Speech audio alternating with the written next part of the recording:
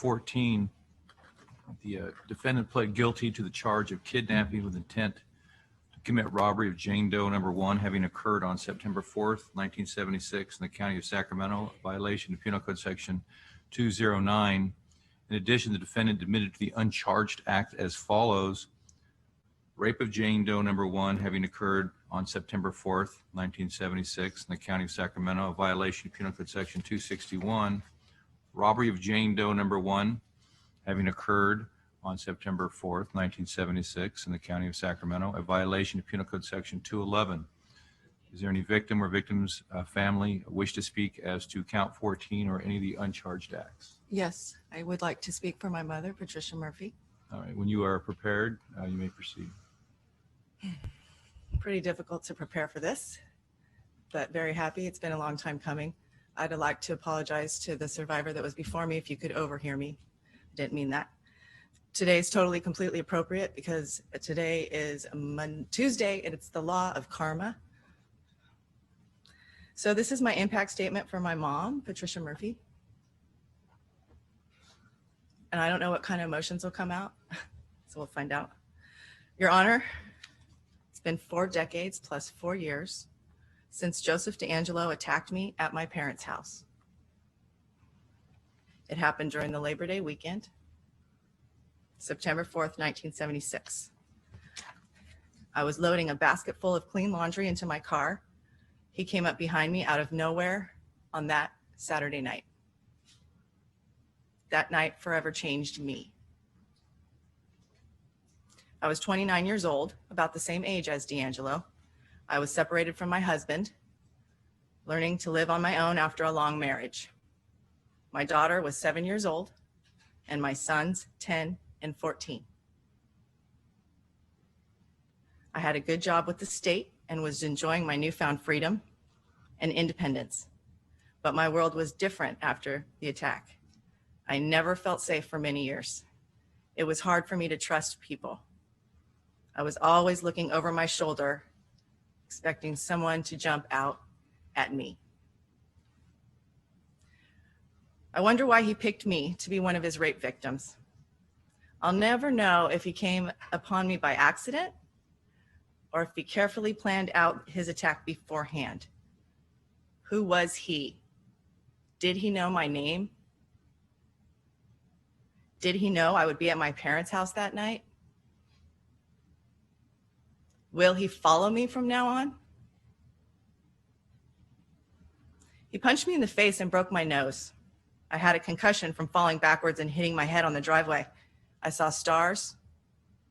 I lost consciousness. He shook me until it soon became clear that he and his knife had complete control over me for the next 2 hours.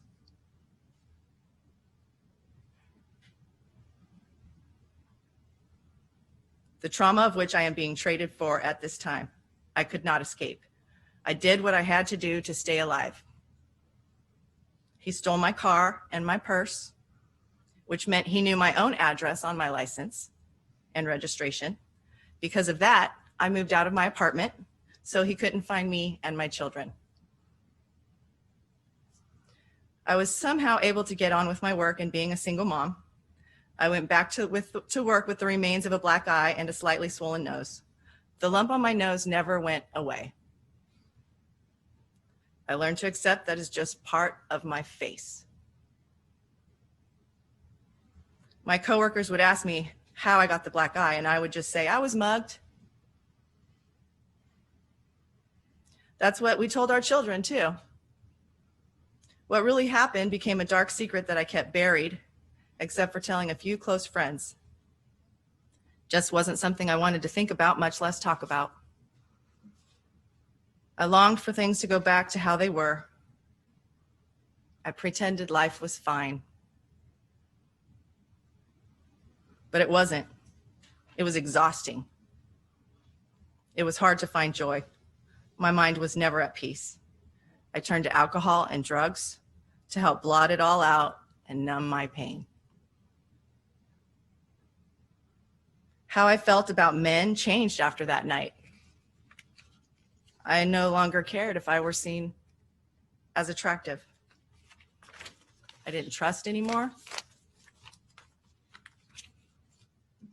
I am blessed to have married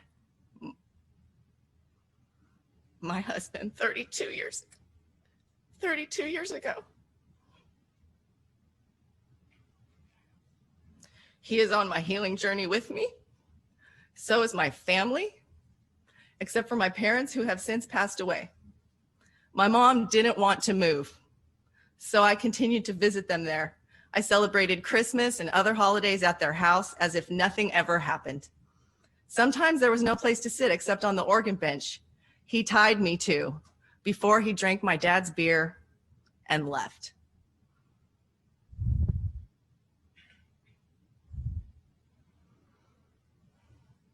I was always afraid that my dad would kill someone he thought could be my attacker. He was out looking for him with other people in the east area of Sacramento.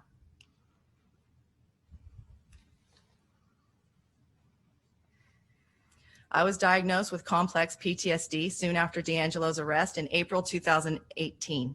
His arrest was a total shock. It stirred up all the painful memories of the past I had learned to block out. I was with my daughter when the news scrolled on my phone. She already knew what happened to me back in 1976. But it was a complete surprise to my sons. The news and its aftermath prompted me to have a mental breakdown, and I was hospitalized 5150 for 3 days in June of that year. I was emotionally exhausted, unstable, and not able to deal with reality. I had trouble sleeping after I found out they caught him. I had vivid nightmares. I was prescribed different medications to deal with my anxiety and depression. I'm now getting therapy from a woman who specializes in treating this type of trauma.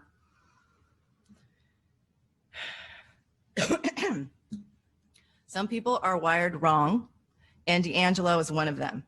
Luck finally ran out for this messed up human being.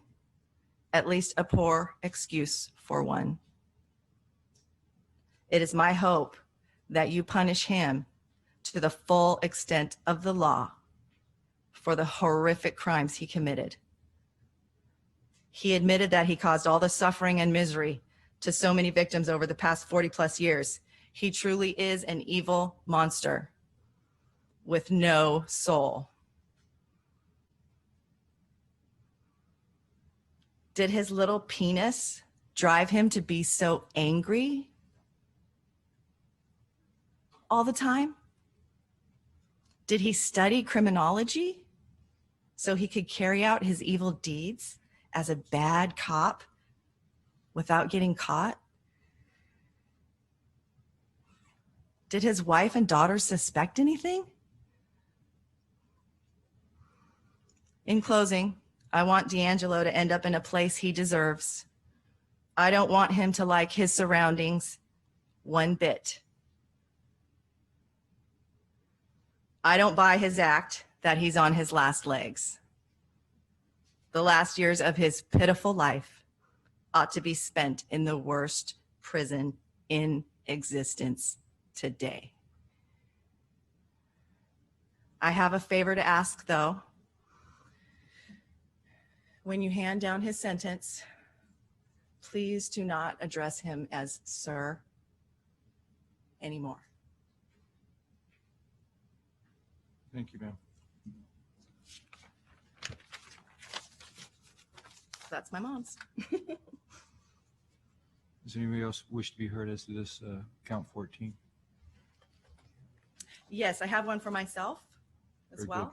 Thank you, ma'am. And I'm going to be respectful to the court. I'm going to admit that I cuss like a sailor or a trucker. I'm going to use initials. You'll know what I'm talking about. If they come out, I do apologize. I have respect for the court. I have respect for you, Honorable Judge Bowman, all of the lawyers here, all of the district attorneys, I and the appreciate defense them. I attorneys as appreciate well. that, but this is your moment. Yes, and also for the defense attorneys as well. Someone has to do this job, and you're willing to do this job. I really, really especially want to thank Maylin and Ann, the victim advocates. They completely advocate for us. And these are my words. These were the words of my mom. If I talk about my mom, they're my words. And I want to thank old friends who've resurfaced to be here to support me. And I'd like to thank new friends that I've met along the way who are also supporting me. It is an honor to be here today. This day has been a very long time coming. Joe raped my mom when I was 7. It broke up our family. My brother lived with us, and then he didn't. My mom was protecting us and couldn't tell us why. We were too young to understand. All I knew is that everything changed overnight. It affected both of my brothers, father, and my whole entire family. It affected all of us. I became my mom's mom. She went from being strong and independent and free to having PTSD. Any loud noise scared her. A backfire from a motorcycle, a firework, a cabinet shutting. Any loud noise was too much to take. Nobody could ever sneak up on my mom. It was just something you knew to never, ever do. Joe tried to take my mom away from me. Maybe it was Jerry. Either way, it didn't work. We are close. We are best friends. And mother-daughter, daughter-mother, we share the same name. When Joe violated her, she was Patricia Cosper. I am Patricia Cosper. I am not Jane Doe. Nor is my beautiful, sweet, strong mom, Patricia Cosper. Joe stole her car. We loved that car. It was super fast and it broke down all the time, but we loved it. He took that too. Joe took trinkets or photos. He drank beer from the fridge and ate snacks from my grandparents' pantry. That was not his intention. He intended harm and suffering. He was ruthless and cunning and patient and powerful. And now he is just locked up. Locked up for life. I would like to read the words of Jesus through Matthew 5:21. You have heard that it was said to the people long ago, you shall not murder, and anyone who murders shall be subject to judgment. He knew better. He was treated extremely poorly as a child, abused and tormented.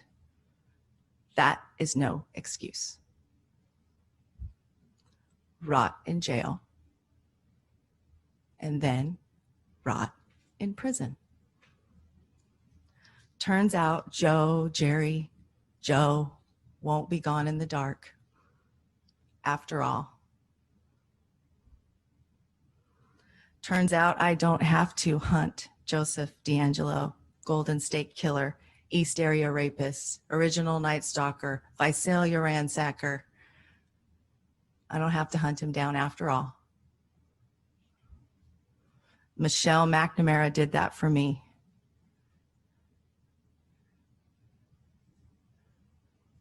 Michelle McNamara, the crime writer, didn't give up. And law enforcement did not give up. She was his final victim.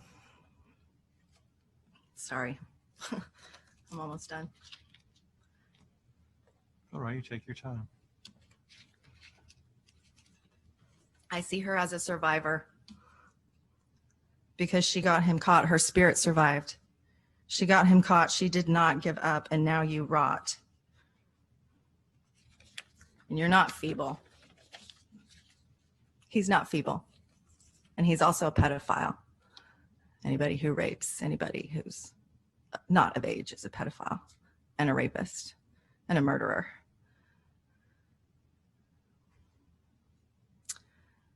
I'm only here because of the imprisonment, the false imprisonment, the rape of the statutes of limitations is over. So due to the fact that he tied up my mom and took her from room to room to room in my grandparents' home, the very first place I ever visited out of the hospital, the only place there was actually some happy memories of some happy family stuff going on.